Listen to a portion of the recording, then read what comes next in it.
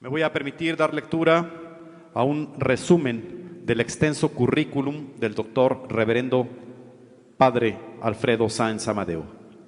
Nació en Buenos Aires, Argentina, en 1932. Ingresó al noviciado de la Compañía de Jesús en 1949. Se ordenó sacerdote el 21 de diciembre de 1962. En su tarea intelectual se distinguen sus méritos tanto académicos como culturales.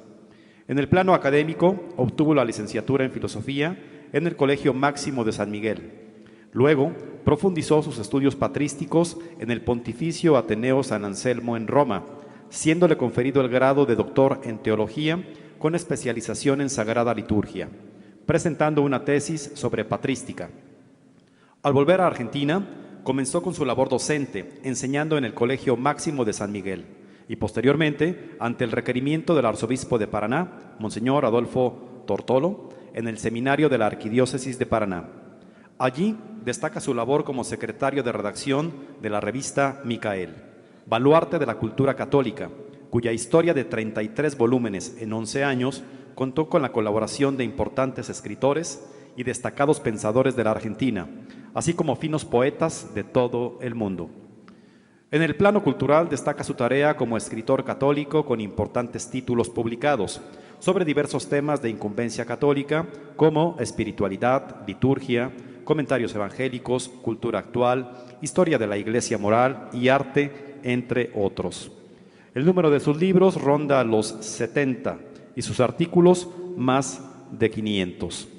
Entre sus comentarios y escritos evangélicos y espirituales encontramos Cristo y las figuras bíblicas, San Miguel el Arcángel de Dios, San León Magno y los misterios de Cristo, su serie en 3 volúmenes sobre los 3 ciclos litúrgicos Palabra y Vida y su serie patrística en 8 volúmenes acerca de las parábolas del Evangelio, según los padres de la Iglesia. Observador de la cultura de su tiempo, el padre Sáenz muestra aspectos de la misma en De la Rus de Vladimir al nuevo hombre soviético, el nuevo orden del mundo en el pensamiento de Fukuyama, el hombre moderno, descripción fenomenológica, y atención, y Antonio Gramsci y la revolución cultural, corrientes contra las que propone la cristiandad y su cosmovisión, y derecho a la vida, cultura de la muerte. Además, es muy rica su producción literaria en la parte propositiva, mediante la propuesta de una vida cristiana que ofrece a sus lectores. En términos más universales destacamos 7 virtudes olvidadas y el esfuerzo de traducción de los comentarios de Santo Tomás de Aquino al Padre Nuestro, al Ave María, al Credo y a los Mandamientos, reunidos en el Catecismo Tomista. En términos de los diversos estados en los que los hombres pueden encontrarse con el fin de trazar un perfil digno de ser encarnado, encontramos para los sacerdotes in persona Christi y la fisonomía espiritual del sacerdote de Cristo, para los docentes, cómo evangelizar desde la cátedra, y para los militares, la caballería o de la fuerza armada al servicio de la verdad desarmada. También en la vida propositiva, el padre Sáenz ha dedicado un gran esfuerzo en mostrar la santidad encarnada en diversos individuos, como en Héroes y Santos, la Ascensión y la Marcha, el Pendón y la Aureola, y en la Catedral y el Alcázar, los cuales reúnen la historia de 19 grandes hombres y mujeres. Además, se suma José Conovay y el cardenal Pie. Formidable síntesis de la historia de la Iglesia Católica encontramos en su serie La nave y las tempestades. Es una recorrida por los más importantes herejías que amenazaron la unidad, la supervivencia y la santidad de la esposa de Cristo. Una verdadera historia de la Iglesia escrita en 12 volúmenes. Ilustra respecto a las tormentas y heridas que la Iglesia ha padecido y que la han ayudado a perfilar su verdadero rostro, y sirve de guía para analizar y sopesar los nuevos embates que amenazan hoy a la Iglesia. Un lugar muy especial ocupa entre su biografía el arte litúrgico, encontrándose allí inversión de los valores, la música sagrada y el proceso de desacralización y 3 falsos dilemas, así como el ícono, esplendor de lo sagrado, y la enseñanza por la belleza en las misiones guaraníes. Gracias a este último libro, ha sido merecedor en varias ocasiones de distinciones, así como también por el ícono Esplendor de lo Sagrado, editado por Gladius. Asimismo, recibió en el año 2004 el segundo Premio Nacional de Lingüística, Filología e Historia de las Artes y las Letras. Además, en 3 ocasiones ha recibido la faja de honor Padre Leonardo Castellani, la primera en 1996 por su serie sobre las parábolas del Evangelio según los padres de la Iglesia, la segunda en 1997 por El fin de los tiempos y 6 autores modernos, y la tercera en 1999 por 7 virtudes olvidadas. Por último, en el 2002, recibió la estatuilla Padre Castellani en reconocimiento a su trayectoria intelectual. A la seriedad y amplitud de sus producciones científicas se le suma la vasta influencia católica que supo imprimir en la cultura argentina a través de la difusión de sus obras escritas y la multitud de sus conferencias. Actualmente vive en Buenos Aires, en la residencia Regina Martyrum de la Compañía de Jesús, donde desarrolla una intensa actividad literaria. Es profesor de dogma y de patrística en la Facultad de Teología de San Miguel, dependiente de la Universidad del Salvador, desde hace 50 años, así como miembro de la Junta de la Historia Eclesiástica y predicador de ejercicios espirituales ignacianos, y recientemente, en el 2012, recibió el doctorado honoris causa en la Universidad Católica de La Plata. Invitamos al ilustre doctor reverendo presbítero Alfredo Sáenz Amadeo a presentar su trabajo magistral, La realeza de Cristo y la apostasía del mundo moderno.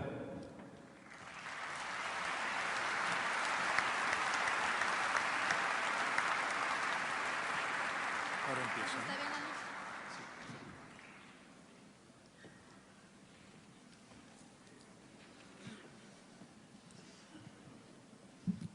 Bien, agradezco a esta universidad el título que me acaban de conferir y trataremos de exponer de modo orgánico ideas fundamentales que han sido motivo de dedicación durante toda nuestra vida. Ante todo, me parece conveniente destacar la figura de Cristo como plenitud de la historia, que eso podría ser como el foco central de mis investigaciones. Toda la historia camina hacia Cristo, tanto la del pueblo judío como la de los pueblos gentiles. El Antiguo Testamento, ante todo, cobra su sentido plenario cuando se lo considera como preparando su venida. Adán lo preludió como primer padre del género humano, Abel como hijo inmolado y asesinado por su hermano. Melquisedec se le adelantó como sacerdote del Altísimo, Moisés como el legislador de la primera alianza, David lo figuró como rey guerrero y Salomón como rey pacífico. Todos esos personajes no fueron sino bocetos, adelantos de Cristo, de la figura esplendorosa de Cristo. No nos es lícito, pues, leer el Antiguo Testamento con ojos judíos que se quedan en los bosquejos, sino con ojos cristianos que van viendo en la historia un preludio de la realidad con mayúscula final, ya que cada uno de esos personajes, como dijimos, son bocetos de Cristo, nuevo Adán, nuevo hijo sacrificado por sus hermanos, nuevo legislador, nuevo sumo sacerdote, nuevo rey guerrero, nuevo rey pacífico. Cristo, como hace el sacerdote que se dirige a celebrar la Santa Misa, cerrando la procesión de entrada, cosecha todo el Antiguo Testamento y le da su sentido final. Cuando Él llegó, bien pudo decir, ego sum, yo soy aquel anunciado por mis predecesores, tipos y figuras de mi ser y de mi obrar. Pero no solo los personajes, hechos e instituciones del pueblo elegido trabajaron para Cristo, también trabajó para él el mundo de los gentiles. Sócrates, Platón, Aristóteles, Toda la filosofía griega, en última instancia, pensó para Cristo. Alejandría balbuceó su logos, su verbo, para que San Juan lo pudiera recoger en el prólogo de su Evangelio. También se puso al servicio del Señor el gran imperio romano, ofreciéndole su majestad, su derecho, su organización, su paz augusta y hasta sus propios caminos por los que transitarían los apóstoles de Cristo para anunciar su buena nueva. A la luz de esta visión panorámica, no deja de resultar conmovedora aquella expresión de San Pablo para referirse al sublime momento de la Encarnación, cuando llegó la plenitud de los tiempos. El Verbo encarnado aparece como el supremo heredero del largo esfuerzo de los siglos que tanto colaboraron en esta parturición divino-humana. Pasemos a un segundo aspecto de estas consideraciones y que tiene que ver con el foro de este año, particularmente la realeza de Cristo en la teología de la historia. Ya se ha aludido aquí, era imposible hacerlo, era un curso dedicado a Cristo Rey, a aquel diálogo mantenido entre Pilatos y el Señor. ¿Tú eres rey?, le preguntaría Pilatos al Señor, y la respuesta de él es categórica: tú lo has dicho, yo soy rey, para esto nací, para esto vine al mundo. Destaquemos bien estas palabras, las más importantes, yo creo: para esto nací. Es decir, que no es algo adventicio la realeza de Cristo o el fruto de una persona devota o una aparición, una iluminación privada. Es el fin de la encarnación del Verbo, el fin de la historia, ser rey. Para esto vine al mundo, no para otra cosa. El fin de la encarnación es ejercer su señorío sobre la humanidad, para salvarla, para santificarla, para eso, y no para otra cosa. No para ser un dirigente social o político ha venido, para ser rey. Para eso ha nacido. El universo entero gravita hacia Cristo como hacia su término. No resulta, pues, extraño advertir cómo los profetas, ya en el Antiguo Testamento, cuando se refirieron al futuro Mesías, no vacilaron en llamarlo rey, calificarlo de rey. Un niño nos ha nacido, dijo Isaías. El imperio ha sido asentado sobre sus hombros. Y Daniel: yo miraba en las visiones de la noche, él avanzó hasta el anciano, hasta Dios Padre, diríamos, ¿no? Y éste le dio el poder, la gloria y el imperio, y todos los pueblos, naciones y lenguas lo sirvieron. Su reino no tendrá fin. Nada pues de extraño que cuando el ángel anunciara su venida a la Santísima Virgen, no vaciló en decirle que el Señor le daría el trono de David su padre, que reinaría en la casa de Jacob para siempre y su reino no tendría fin. De ahí la gallarda afirmación de Santo Tomás: Cristo tiene alma de rey. Cabe preguntarse cuál es el ámbito de su realeza. Él mismo nos lo dejó explicitado. Mi reino, dijo, está dentro de vosotros. Tal es el primer recinto de su realeza, los corazones de cada individuo, de los individuos. Su propósito es erigir en cada uno de ellos un trono desde donde poder ejercer su señorío. Él quiere que nuestra memoria, nuestro entendimiento, nuestra voluntad, nuestros afectos, nuestra alma y nuestro cuerpo se pongan a su servicio. Pero ello no es todo. Quienes a dicho espacio, el individual, pretenden limitar su soberanía son los llamados católicos liberales, los católicos de sacristía, que no piensan en un Cristo social, sino en un Cristo meramente individual, porque el Señor se ha propuesto también reinar sobre las sociedades que constituyen los hombres, y tal sería el segundo gran recinto de su realeza.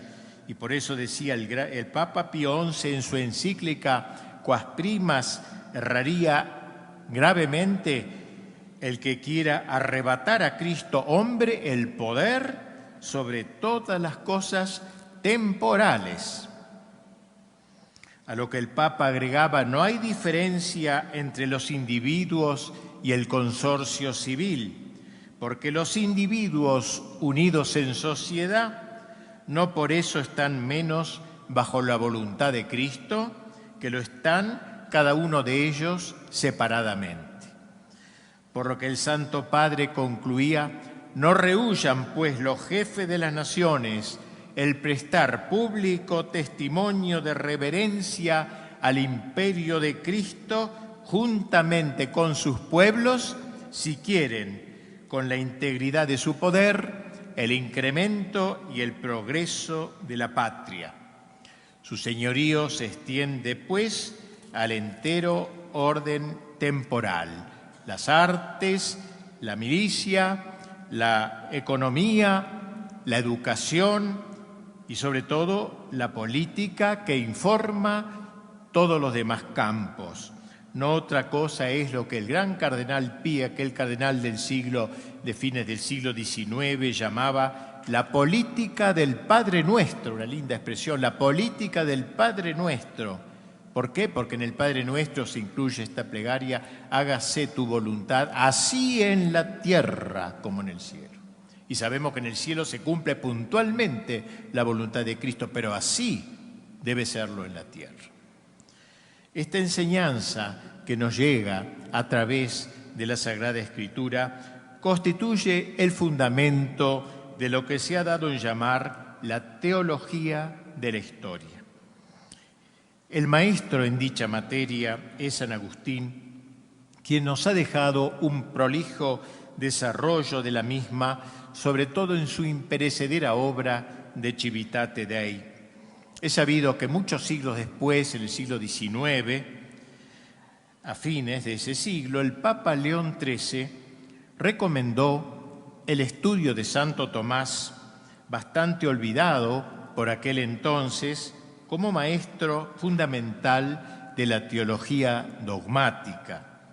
Gracias a Dios, su anhelo se vio cumplido, al menos parcialmente, creándose centros de estudios tomistas e introduciéndose la enseñanza del doctor angélico en los institutos teológicos y seminarios. Pero en aquella misma ocasión, el Papa León XIII exhortó también, y esto es mucho menos conocido, al estudio del pensamiento de San Agustín como maestro de la historia, vista desde la teología, desde los ojos de Dios, podríamos decir. Bien, haciendo eco a dicha exhortación, digamos algo acerca de aquel gran padre de la Iglesia.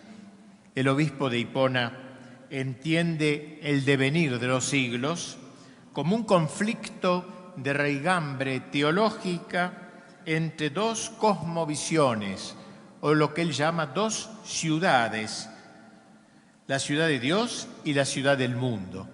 La primera, que se funda en la afirmación del primado de Dios y la consiguiente sumisión a Él de todas las demás cosas, el hombre incluido, al señorío de Dios, y la ciudad del mundo, que enarbola el primado del hombre soberbio, del hombre con mayúscula, del hombre endiosado, considerando todo lo demás, Dios incluido, si es que existe, como subordinado al hombre. Y aquí la frase clave de esta obra que nos deja San Agustín: dos amores, dice, dos amores crearon dos ciudades, el amor de Dios hasta el menosprecio de sí, la ciudad de Dios, y el amor de sí hasta el menosprecio de Dios, la ciudad del hombre. Pues bien, el conflicto de ambas ciudades es el que da todo su sentido a la historia. Obviamente, San Agustín desarrolla luego morosamente su afirmación general. Las dos ciudades, afirma, no son reductibles a espacios geográficos determinados, como si los hombres de una ciudad viviesen en una zona concreta y los restantes en otra, porque en realidad nos dice están mezclados como el trigo y la cizaña. Hay hombres de la ciudad de Dios en todas las naciones y hombres de la ciudad del mundo conviviendo con los primeros. Los miembros de ambas ciudades están pues entremezclados. Cada ciudad, nos sigue enseñando el doctor de la historia, tiene su propio rey. El de la ciudad de Dios no es otro que Cristo, y el de la ciudad del mundo no es otro que Satanás. Una ciudad, la de Dios, prosigue, es peregrina, caminante, nómada, porque si bien sus ciudadanos viven en este mundo, como los otros, sabe muy bien que su patria definitiva no es este mundo. Su patria definitiva no está sino en el cielo. Los integrantes de la otra ciudad, en cambio, son inmanentistas, ya que hunden sus raíces en la tierra, a la que consideran su patria terminal, como un día lo diría Marx, el paraíso en la tierra. Acá es el fin de todo. Cada ciudad tiene su propia consigna. Podríamos agregar nosotros a estas reflexiones agustinianas su propia consigna. Es necesario que Cristo reine, gritan los miembros de la ciudad de Dios, mientras que los otros enarbolan su pretendida y su soberbia autonomía. No queremos que éste reine sobre nosotros. Hay solo estos dos grandes gritos en la historia. Todos los demás gritos que los hombres lanzamos a lo largo de los siglos son subsidiarios, se subordinan a una de las dos banderas, a una de las dos ciudades, a uno de los dos gritos. Pero San Agustín revela su admirable genio cuando nos señala que esta división de los integrantes de las dos ciudades no es reductible al mero ámbito de la historia de los hombres, sino que descubre su origen más primitivo en algo anterior a los hombres, en el mundo angélico. Los dos gritos que dividen a los hombres resonaron previamente en las alturas, en el mundo angélico.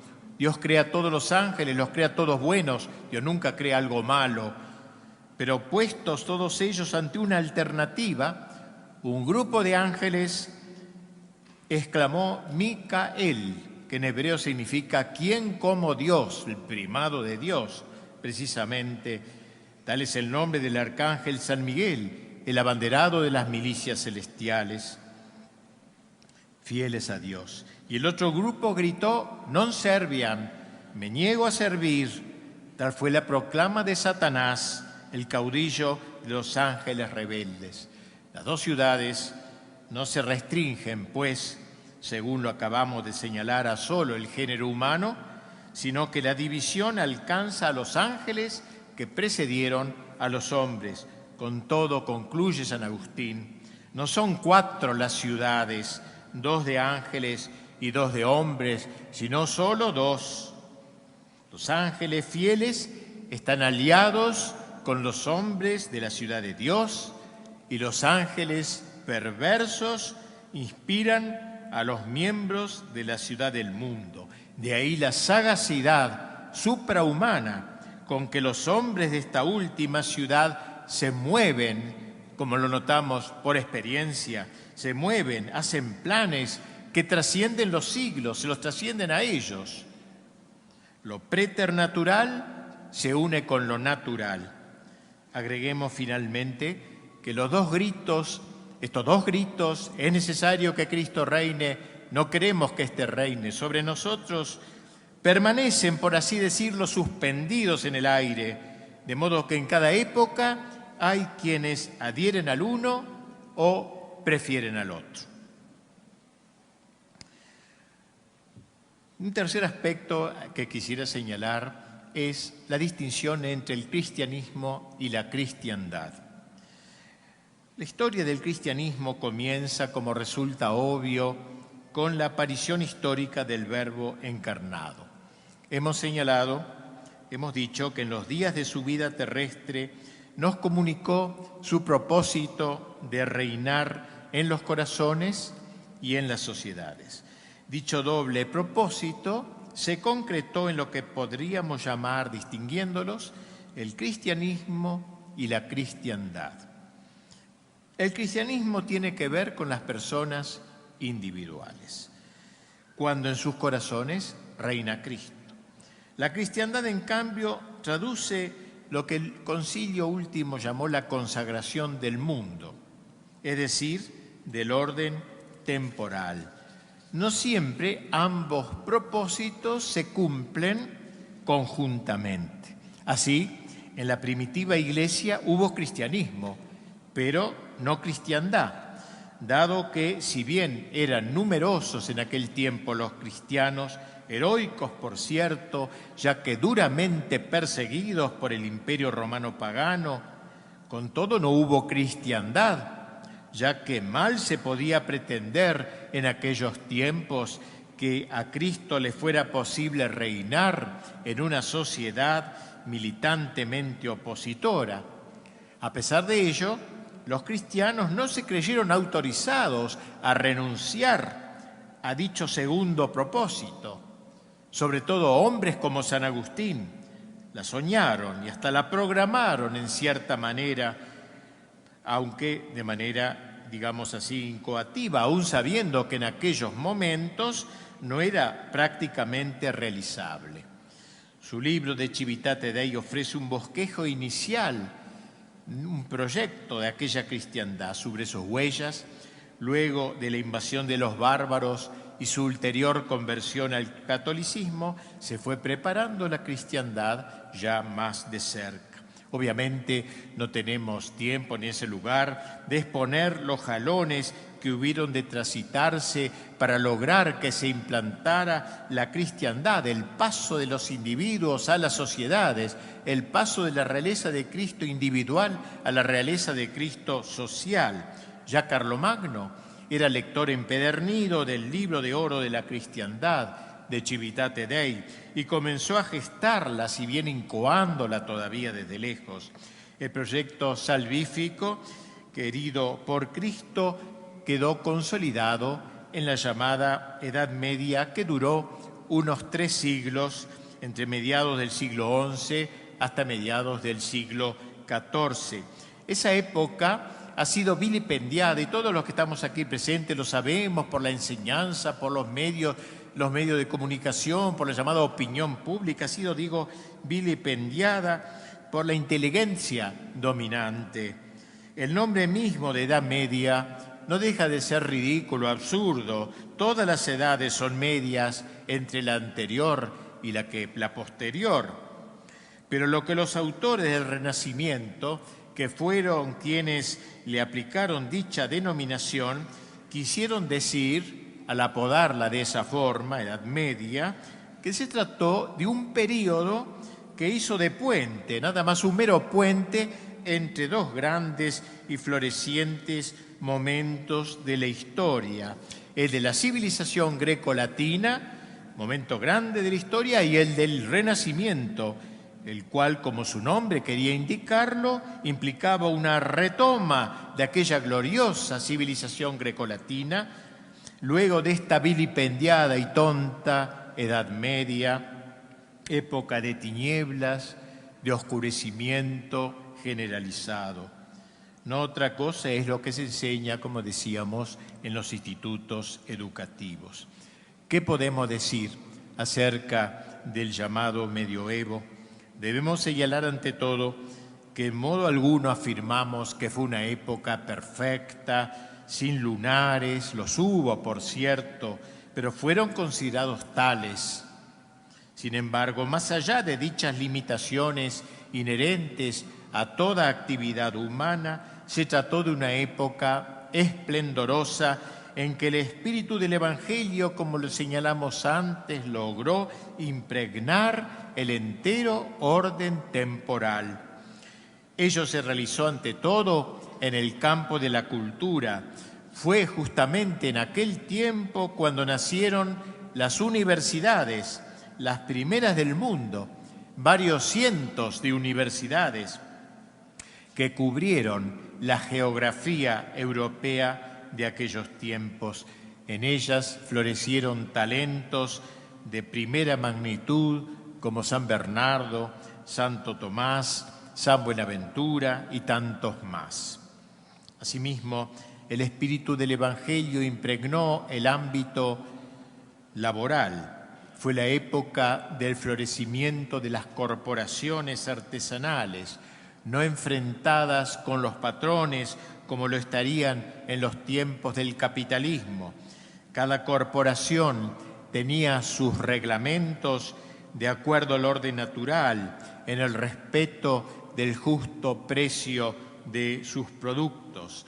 El joven aprendiz entraba en la corporación del oficio por él elegido, pasando por una suerte de catecumenado laboral. De aprendiz llegaba a artesano, título que le era conferido en una ceremonia religiosa.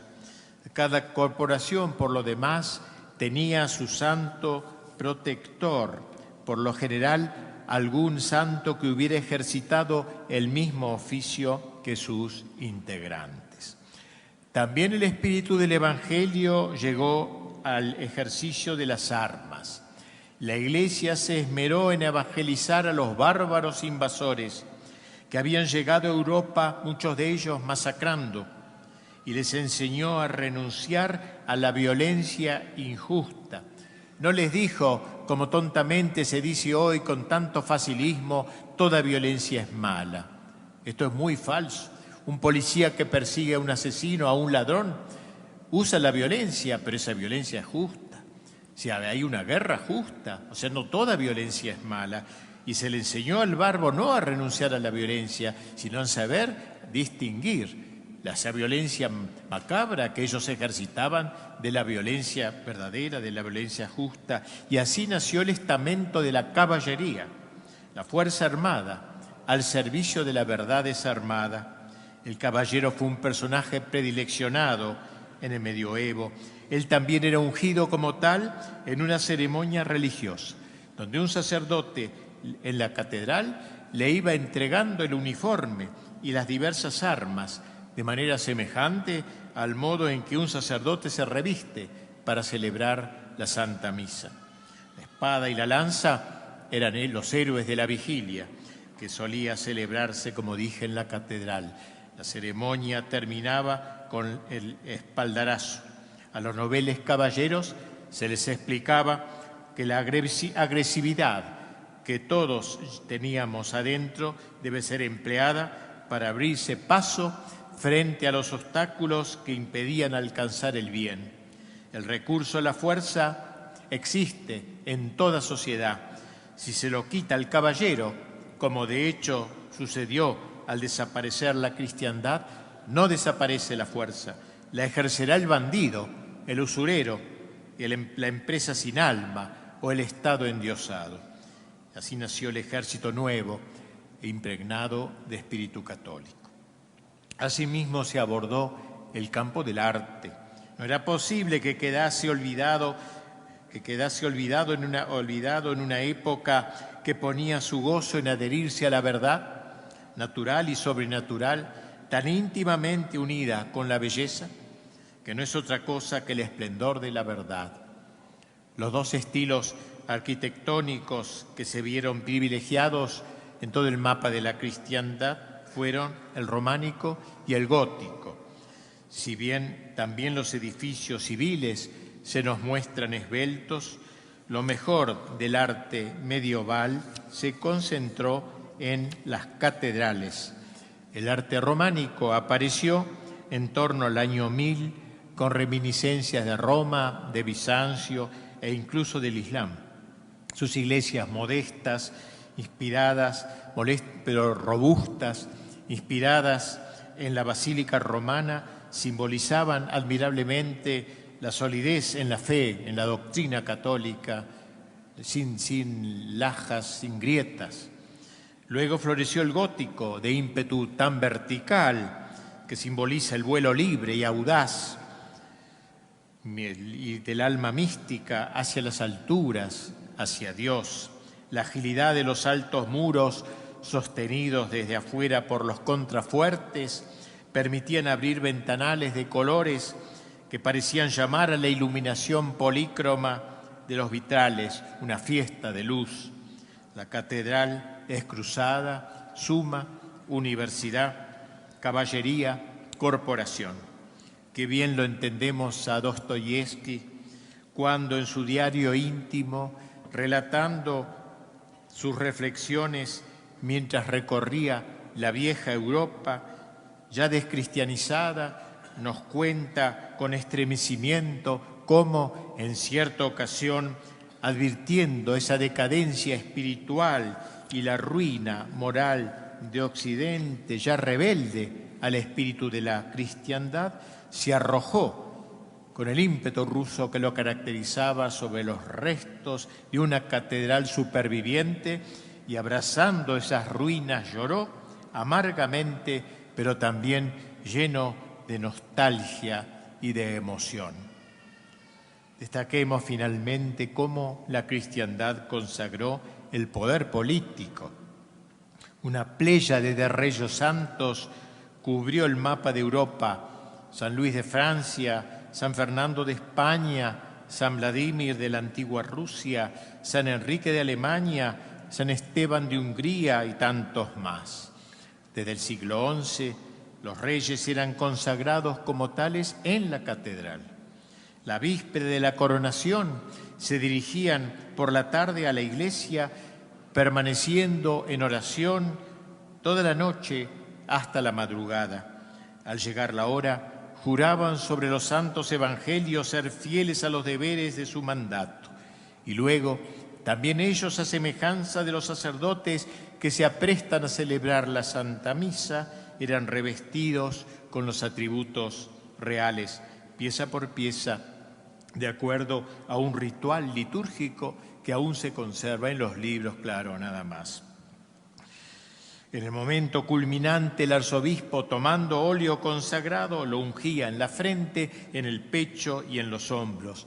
Luego lo revestían con la túnica y la capa, ascendiendo de este modo al trono, con el cetro en la mano derecha y la varita de la justicia en la izquierda, mientras el arzobispo y los nobles colocaban pausadamente la corona sobre su frente. Desde ahora era, como se decía tan hermosamente, el vicario de Dios para el orden temporal, porque así como había un vicario de Dios para el orden espiritual, también lo había para el orden temporal, pero vicario de Dios, virrey, vicerrey, lugarteniente, como le gustaba decir a Santa Juana de Arco, del rey.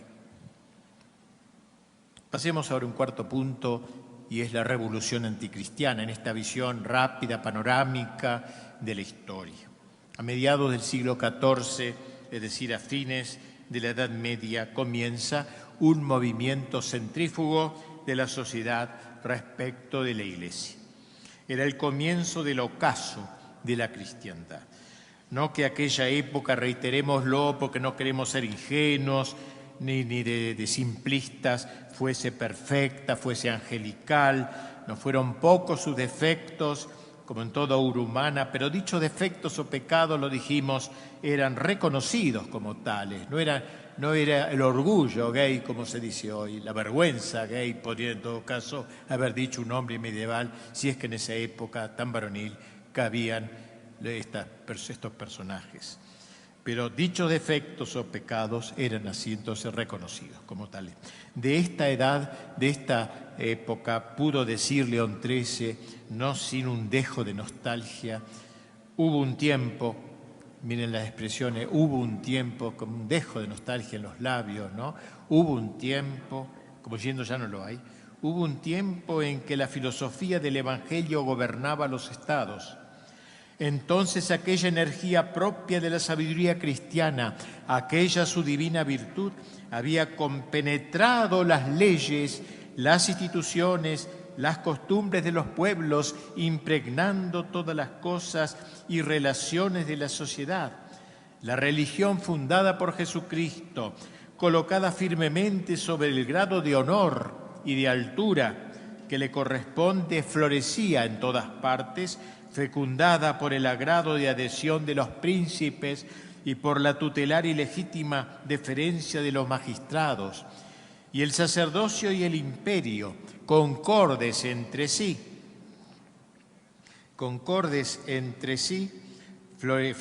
hacían florecer la sociedad. Departían con toda felicidad, dice, en amigable consorcio de voluntades e intereses. Y concluye el Papa este párrafo: organizada de este modo la sociedad civil produjo bienes superiores a toda esperanza. Y miren cómo sigue: todavía subsiste la memoria de ellos y quedará consignada en un sinnúmero de monumentos históricos ilustres e indelebles que ninguna corruptora habilidad de los adversarios podrá nunca desvirtuar ni oscurecer. La encíclica Immortale Dei. O sea, no nos quedan más que monumentos, estas ruinas que admiró Dostoyevsky. Evidentemente ya no estamos en aquellos tiempos. En el ínterin se ha ido produciendo un apartamiento generalizado de Dios y de la Iglesia.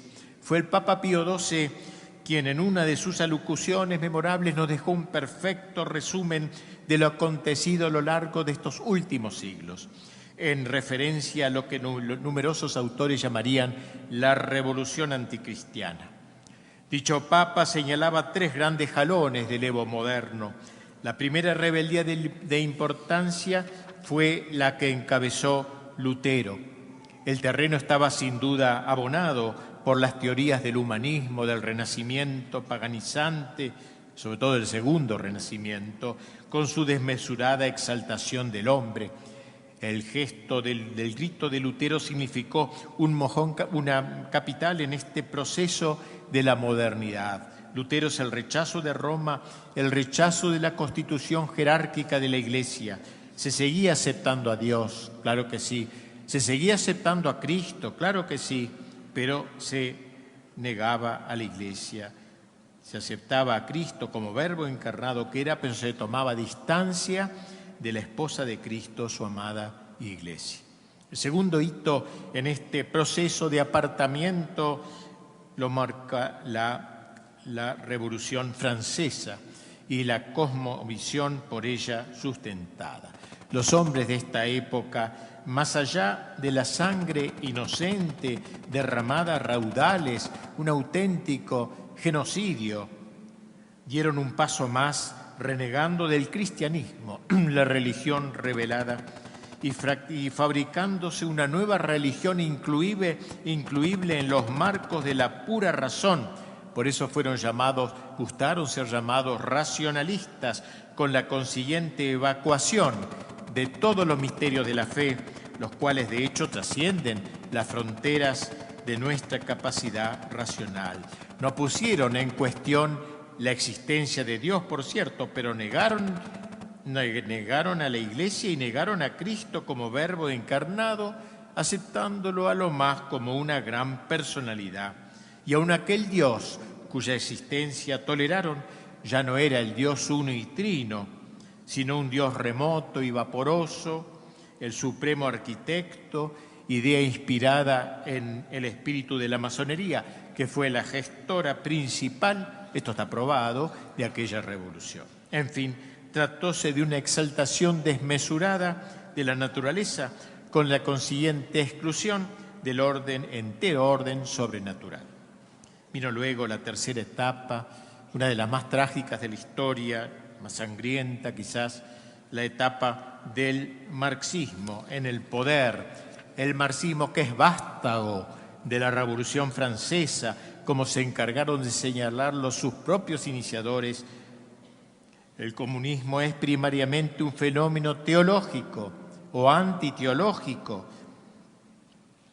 Con su antiteísmo militante no se contentaría con negar a la Iglesia como lo hizo el protestantismo, ni a la Iglesia y a Cristo como el deísmo racionalista, sino que pretenderá oponerse al mismo Dios. Era el último paso por dar.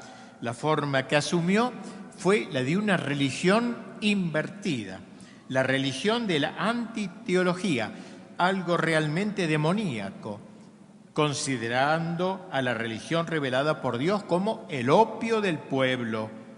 Propúsose así erradicar la presencia misma de Dios de la sociedad. Y si le fuera posible, desarraigar hasta su recuerdo, sobre todo en el corazón de los jóvenes, a los que se propuso educar en el más desnudo materialismo. 3 pasos, por consiguiente: negación de la Iglesia el primero, negación de Cristo y de la Iglesia el segundo, negación de Dios, de Cristo y de la Iglesia el tercero. 3 pasos que no hacen sino concretar y de manera progresiva, llevando a su plenitud aquel grito impío: no queremos que éste reine sobre nosotros. Un pensador de mediados del siglo XX, Antonio Gramsci, que se contó entre los fundadores del Partido Comunista Italiano, concuerda con numerosos pensadores católicos al afirmar esta secuencia desde su punto de vista marxista. Miren lo que escribe: el marxismo presupone todo un pasado cultural, el Renacimiento, la Reforma, la filosofía alemana, la Revolución Francesa, el calvinismo y la economía clásica inglesa, el liberalismo laico y el historicismo, que se encuentran en la base de toda la concepción moderna de la vida. O sea, nada menos que desde el Renacimiento para aquí, un largo y secular proceso que ofrece este fruto maduro, digámoslo así, del marxismo. Hubiéramos podido tratar aquí o decir aquí alguna palabra del nuevo orden mundial, al menos tal como lo presenta Francis Fukuyama, que fue asesor político de Bush padre, para dotar de un apéndice a este proceso, pero el tiempo no nos lo permite y ya lo hemos hecho abundantemente en otro lugar. Agreguemos tan solo que este proceso de la modernidad ha puesto la lápida sobre la cristiandad, la ha destruido, ha hecho suyo y victoriosamente aquel grito: no queremos que éste reine sobre nosotros. Cristo ha sido públicamente expulsado de la familia, del trabajo, del arte, de la milicia, de la política, sobre todo, ya que los gobernantes son los que dan forma entera a todo el orden temporal. Ya ha logrado su intento. Solo quedan algunos islotes de resistencia cada vez más inermes. Ahora van por todo. Destruir el cristianismo. La cristiandad está destruida. Ahora hay que destruir a Cristo en los individuos. Erradicar a Cristo del corazón de las personas.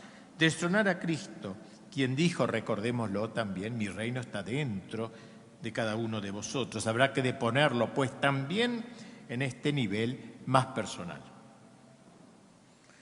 Y con esto paso a otro tema, muy brevemente, ya vamos terminando, del hombre moderno, que yo he tratado también en una publicación mía. No deja de resultar interesante considerar cómo ha quedado este hombre de la gran revolución anticristiana, este hombre que ha sido enajenado de la Iglesia, de Cristo y de Dios, de este hombre moderno que bajó como aquel de la parábola de Jerusalén a Jericó, que descendió del orden sobrenatural al orden natural, divorciado de aquel, y allí fue despojado de todas sus riquezas hasta quedar tirado en los caminos de la historia. El hombre tirado, el hombre moderno.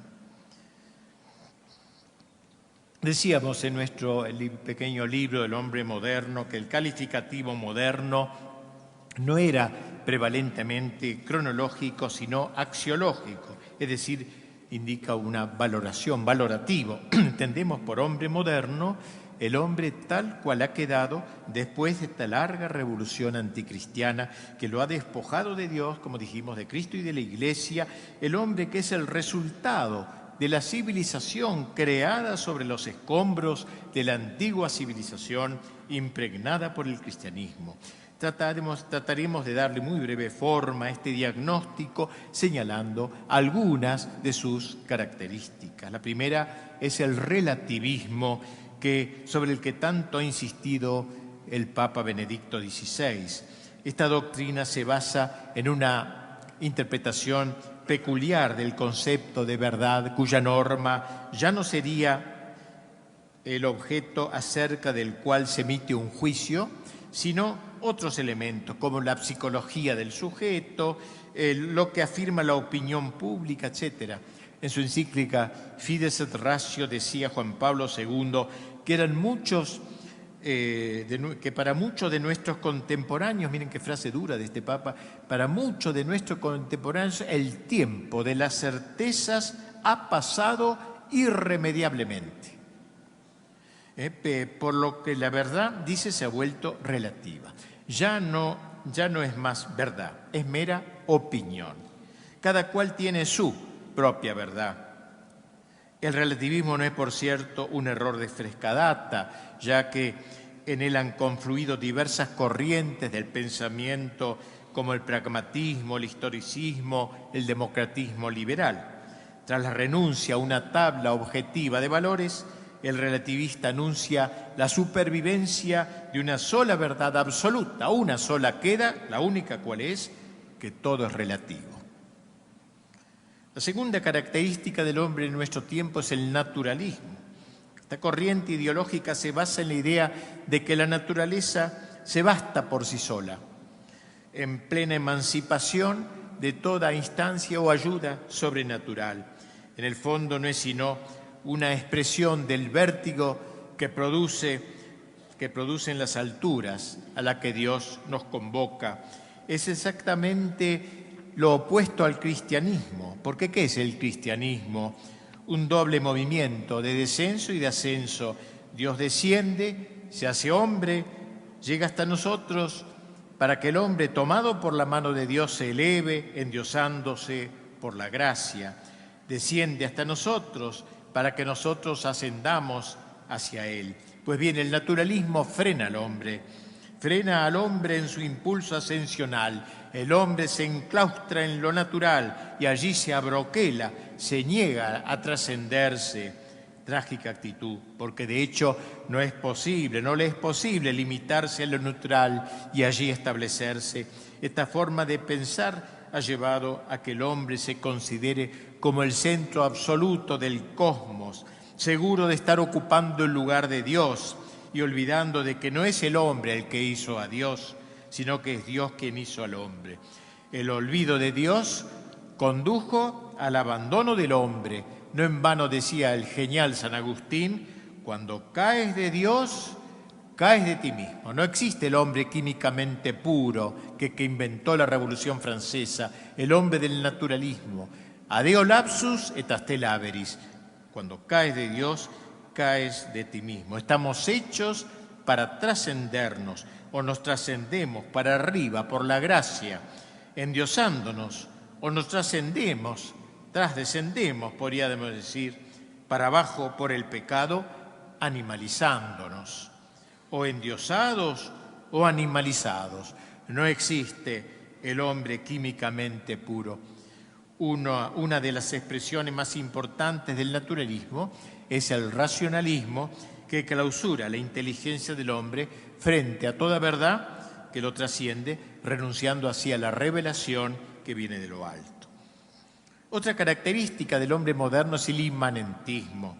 La actitud del hombre que piensa que esta tierra es su patria definitiva, inmanentismo, permanecer instalarnos en el mundo, echar raíces en el mundo, en la negación de toda trascendencia que no existe, como un topo encerrado en la cueva de la inmanencia, como esos animalitos encerrados en la cueva que nunca han sacado su cabecita de la cueva, inhabilitados como están para conocer el cielo azul inmenso, grandes panoramas, todos horizontes esta tierra.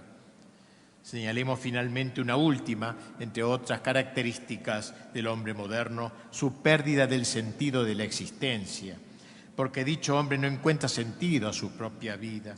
Ya no se pregunta para qué vive, ni hacia dónde se dirige. En la lápida de muchos de los hombres de nuestro tiempo se podría escribir: el que aquí yace no sabe de dónde vino ni a dónde fue. Caminó durante largos años en la oscuridad de la noche metafísica. Probablemente sea Viktor Frankl quien mejor haya analizado este síntoma, esta enfermedad, estableciendo un claro diagnóstico del hombre de nuestro tiempo, al cual reclinó sobre el diván del psicólogo, lo que llamó el complejo de frustración, un vacío, dice, existencial. Ello acaece, incluso agrega, en sociedades opulentas, quizás aún más que en las subdesarrolladas, y está en el origen del alcoholismo, la drogadicción, la violencia, los homicidios y los suicidios. ¿Qué hacer, pues? Para terminar, ¿qué hacer? Esta es la época en que nos ha tocado vivir. ¿Qué podemos hacer? Ir a la reconquista de los espacios perdidos, a la reconquista del cristianismo y de la cristiandad. Amar al hombre moderno, pero no para mimarlo o confirmarlo en su actual situación, que es odiarlo, sino para que salga de ella y se salve. Dijimos que era como aquel de la parábola, el hombre tirado en el camino de la historia. Hagamos como el buen samaritano, miremos al hombre de nuestro tiempo. Lo vemos maltrecho, desnudo, vulnerado y gloriándose de ser el hombre moderno. El hombre de la posmodernidad está enfermo. Lo peor, decía San Agustín, para un enfermo es no considerarse tal. Y así está el hombre de hoy. Nosotros no hagamos caso, curemos sus heridas y llevémoslo al mesón de la Iglesia. Entreguémoslo al Cristo que dijo: mi reino está dentro de vosotros. Tratemos que al menos los que nos rodean o quienes están bajo nuestro cuidado le preparen un trono en su interior. Y respecto a la cristiandad, ¿se puede pensar acaso que sea visible, que sea viable su resurrección? Recordemos que San Agustín la proyectó no en un tiempo de esplendor histórico, sino cuando el entero imperio romano se encontraba en un momento de total decadencia, rodeada su sede de Hipona de los peores bárbaros, los más terribles, los vándalos. No podemos consentir en que Cristo quede definitivamente destronado, que Cristo haya sido arrojado de la familia, de la cultura, del arte, de la economía, del ámbito laboral, de las armas, de la política. Pero tampoco nos quedemos en el lamento. Esforcémonos por la reconquista de lo perdido, al menos en el cuanto esté a nuestro alcance.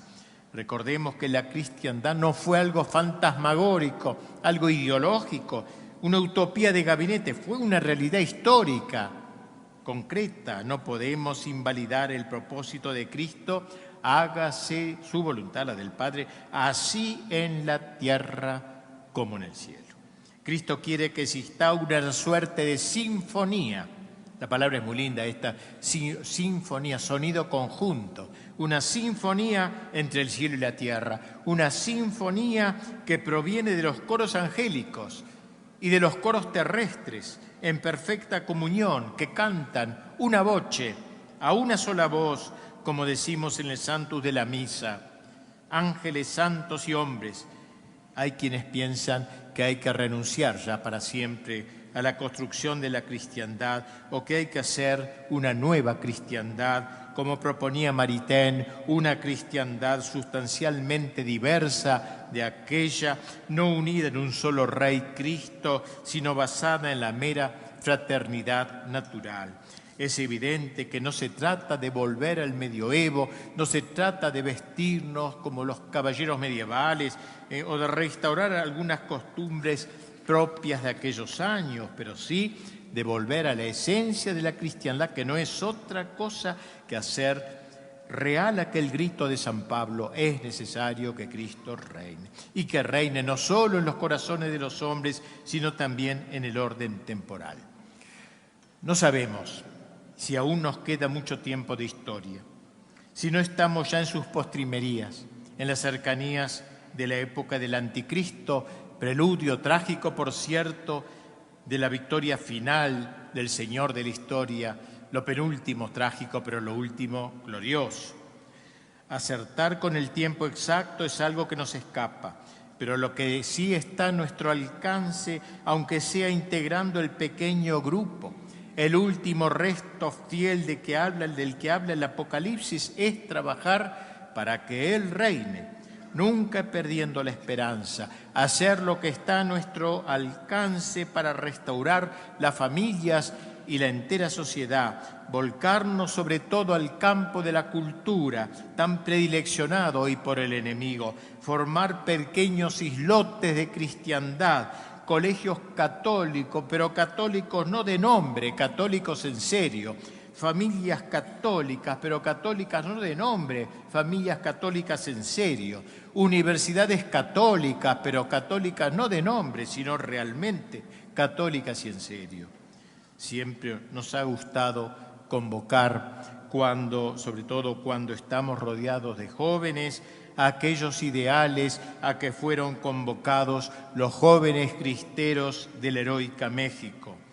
Para concretar dicha aspiración, se nos ocurrió inventar una sigla, OEA, no en alusión, por cierto, a la malhadada organización de los Estados americanos, sino una consigna bien nuestra, entendiendo por O la palabra oración, por E la palabra estudio y por A la palabra apostolado. Dentro de la oración incluimos todo lo que se refiere a la vida espiritual, la victoria sobre las malas inclinaciones, la adquisición de las virtudes, la plegaria, la vida sacramental, la dirección espiritual, etc. El segundo ámbito es el de estudio, ya que, como hemos dicho, la crisis de nuestro tiempo es, como lo recordamos, prevalentemente cultural, una revolución cultural. Será preciso acceder a autores y libros serios para formarse, la juventud sobre todo, hoy que se ha perdido el hábito de la lectura, integrarse en grupos juveniles de formación, conocer las doctrinas del enemigo para saber refutarlas, en una palabra, hacer lo que Gramsci llamaba la revolución cultural, si bien en sentido inverso a aquella por él propiciado. Y finalmente el apostolado, que no es mero proselitismo, sino celo apostólico, ardor del alma, fuego de ese Cristo que dicho ha venido a traer fuego a la tierra para que lo encendamos en el pajonal de la historia, encendido en esa hoguera ardiente de caridad que es el corazón de Cristo. Esto es lo que está a nuestro alcance, el combate. El día del juicio Dios no nos pedirá cuenta de las victorias que hayamos logrado, sino de las cicatrices que el combate haya dejado en nuestros rostros. Terminaremos, como lo hemos hecho otras veces, con aquel texto de este joven formidable, de ese hombre formidable que luchó denodadamente contra la revolución soviética imperante en su amada patria, Alexander Solzhenitsyn. Hay un proverbio alemán que dice «Mut verloren, alle verloren». Cuando se pierde el coraje, todo está perdido. Hay otro latino que reza, cuando se pierde la lucidez, se está al borde del abismo. Pero yo me pregunto, ¿qué sucederá cuando se produce la intersección de ambas pérdidas, la pérdida de la lucidez y la pérdida del coraje? Tal es, a mi juicio, la situación de Occidente. La lucidez dice relación a la inteligencia. El coraje tiene que ver con la voluntad.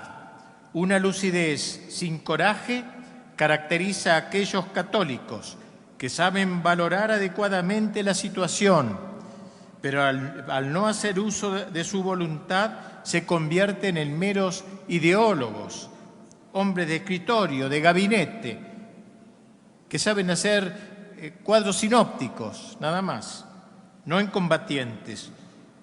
Por lo demás, una voluntad sin coraje, una voluntad sin lucidez suscita al luchador que no conoce los objetivos de su combate, ignora cuáles son sus amigos, cuáles son sus enemigos reales y por tanto se vuelve inoperante.